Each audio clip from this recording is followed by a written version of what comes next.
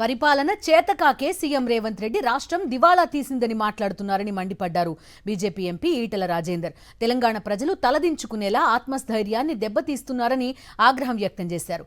అన్ని రంగాల్లో అభివృద్ధి చెందిన రాష్ట్రం ఎలా దివాళా తీసిందో చెప్పాలన్నారు. తెలంగాణ సమాజానికి రేవంత్ రెడ్డి క్షమాపణలు చెప్పాలన్నారు Etela Rajender.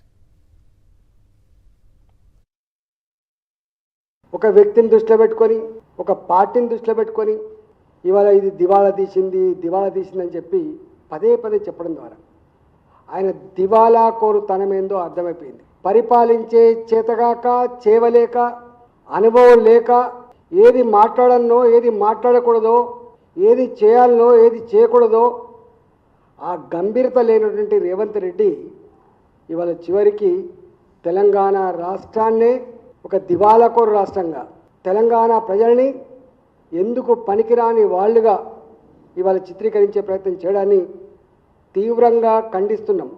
Per capita ఇన్కంలో number 1 Telangana, వరి ఉత్పత్తిలో నంబర్ 1 తెలంగాణ, జిఎస్డిపి